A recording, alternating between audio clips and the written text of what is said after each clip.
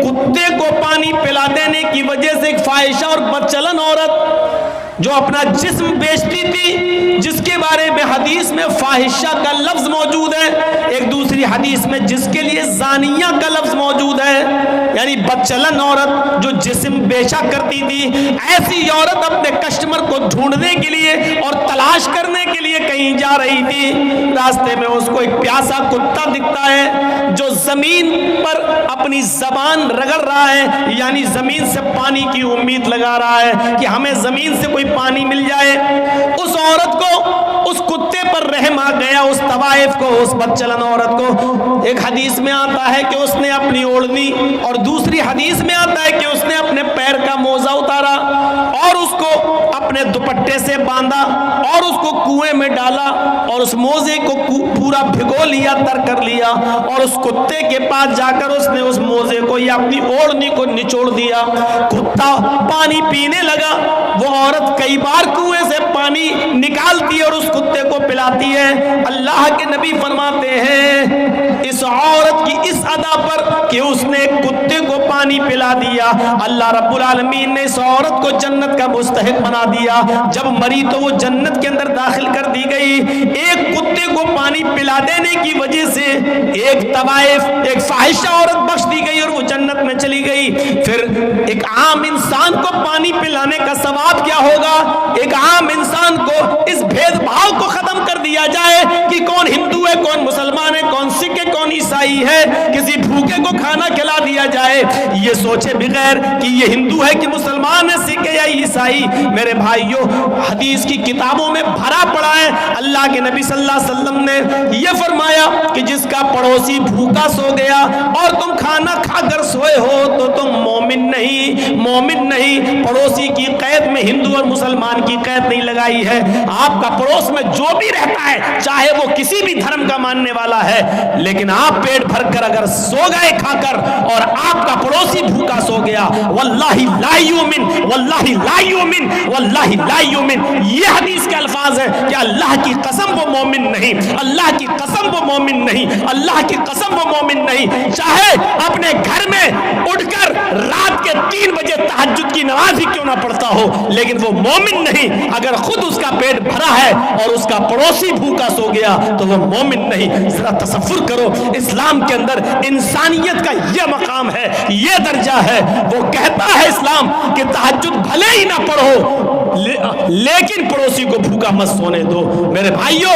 یہ اسلام کی تعلیم ہے، یہ اسلام کی شکشا ہے۔ ایک کتے کو پانی پلا دینے کی وجہ سے ایک طوائف جنت میں چلی جاتی ہے، تو پھر انسانیت کو کھلانے اور پلانے والا یہ کتنا بڑا ثواب کا مستحق ہوگا۔ یہاں سے ہمیں اور آپ کو اندازہ لگانا چاہیے اور اندازہ لگا کر سوچنا چاہیے۔ ہمیں اور آپ کو ان تمام باتوں پر غور بھی کرنا چاہیے۔ انسانیت کا یہ درجہ، یہ مقام اگر کسی مذہب نے دیا ہے تو وہ اسلام دیتا ہے۔ یہ انسانیت کا مقام ہے۔ سب ایک ہی باپ کی اولاد ہیں، یہ اعلیٰ درجے کی معراج ہے۔ آپ روزے سے ہیں، اور سنو، آپ روزے سے ہیں اور روزہ بھی رمضان کے مہینے میں رکھ رہے ہیں جو فرض ہے۔ آپ روزے سے ہیں، آپ کے پڑوس میں ایک آدمی بیمار ہے، ہاسپٹل میں ایڈمٹ ہے، ڈاکٹر نے ارجنٹ بلڈ مانگا ہے، لیکن اس آدمی کا جو آپ کا پڑوسی ہے وہ ہندو ہے، عیسائی ہے، یہودی ہے، کوئی بھی ہے، مسلمان نہیں ہے، مان لو اسلام کو چھوڑ کر وہ دوسرے کسی مذہب کا ماننے والا، مان لو تھوڑی دیر کے لیے، لیکن بیمار ہے اور ڈاکٹر نے کہہ دیا کہ 1 گھنٹے کے اندر اندر اگر مجھے اس کے گروپ کا بلڈ نہیں ملا تو ہم اس کو نہیں بچا پائیں گے۔ اس کے بیٹوں کا بلڈ گروپ اس کے بلڈ گروپ سے الگ ہے، اس کی بیوی کا بلڈ گروپ الگ ہے، اور لوگوں کا بلڈ گروپ گروپ اس کے گروپ سے الگ ہے، لیکن آپ مسلمان ہیں، آپ کا بلڈ گروپ اس کے بلڈ گروپ سے میچ کھا رہا ہے، اور آپ ایک بوتل خون دے سکتے ہیں اور اس کی جان بچ سکتی ہے، تو ایسی صورت میں آپ کو ڈاکٹر کے پاس جا کر ایک بوتل خون دینا پڑے گا، اس لیے کہ اس کی جان بچانا اس وقت ضروری ہے، آپ اس کی نہیں بچا رہے ہیں۔ قرآن کہتا ہے من احیاہا فکأنما احیا الناس جمیعا، جس نے کسی ایک انسان کو بچایا اس نے پوری انسانیت کو بچایا۔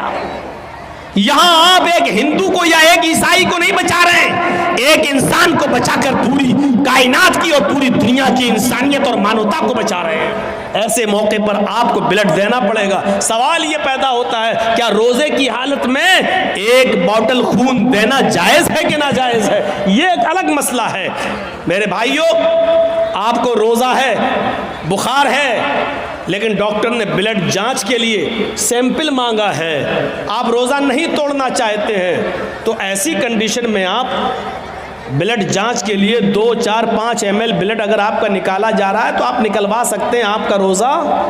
نہیں ٹوٹے گا۔ سن لیجئے مسئلہ، اگر 2 4 5 ml بلڈ نکلوانے سے آپ کی جانچ کے لیے جانا ہے بلڈ، 2 4 5 ml بلڈ نکالنے سے روزہ نہیں ٹوٹے گا، لیکن آپ کو ایک بوتل خون دینا ہے، ایک بوتل خون دینے کے بعد کمزوری آنا ہے، کمزوری جب آتی ہے تو بلڈ نکالنے والے آپ کے ہاتھ میں پہلے ایک بال پکڑا دیتے ہیں تاکہ خون کا سرکولیشن بنا رہے، اور آپ ایسے ایسے بال دباتے رہیں گے اور بلڈ نکلتا رہے گا، اور بلڈ نکالنے کے بعد ایک بوتل خون دینے کے بعد پھر آپ کو 2 بسکٹ، چائے یا کوئی جوس پلایا جاتا ہے۔ یہ ہر ہاسپٹل کا ایک نیم ہے، لہذا ایسی صورت میں آپ روزے سے ہیں تو آپ کا وہ بلڈ لے گا نہیں، وہ آپ کو کہے گا کہ پہلے آپ روزہ توڑیے، کچھ کھائیے، کیونکہ بلڈ نکلنے سے آپ کو اور کمزوری پیدا ہو جائے گی۔ اسلام یہاں آپ کو اجازت دیتا ہے کہ ایک غیر مسلم کی جان بچانے کے لیے آپ کو اگر روزہ توڑنا پڑ رہا ہے تو روزہ توڑ دیجئے۔ یہ روزے کی قضا تو بعد میں ہو جائے گی، لیکن اگر یہ مر گیا تو دوبارہ زندہ نہیں ہو پائے گا، اس لیے اس کو بچانا، روزہ رکھنے اس وقت توڑ دینا بہتر ہے، اس کو بچانا زیادہ ضروری ہے۔ لہذا اسلام یہاں آپ کو اجازت دیتا ہے کہ غیر مسلم کی جان بچانے کے لیے روزہ توڑ دو، اس سے بڑا درجہ انسانیت کا اور کیا ہوگا۔ وہ سوچیں جو موب لنچنگ کر کے درختوں سے باندھ کر جے شری رام کے نعرے لگوا کر جو ایک انسان کی جان لے لیتے ہیں، وہ سوچیں کہ وہ کس دھرم کے پاسدار ہیں اور کس دھرم کی رکشا کر رہے ہیں وہ، اور وہ بھی سوچیں جو بنا کسی غلطی کے کسی کو پکڑ کر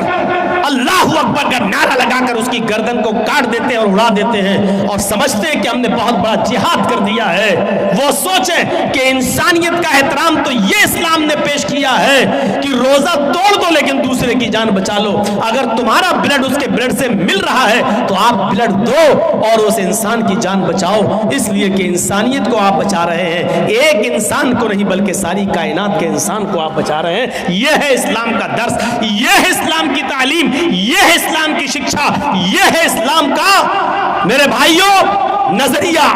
اس سے بڑی انسانیت اور کیا ہو سکتی ہے؟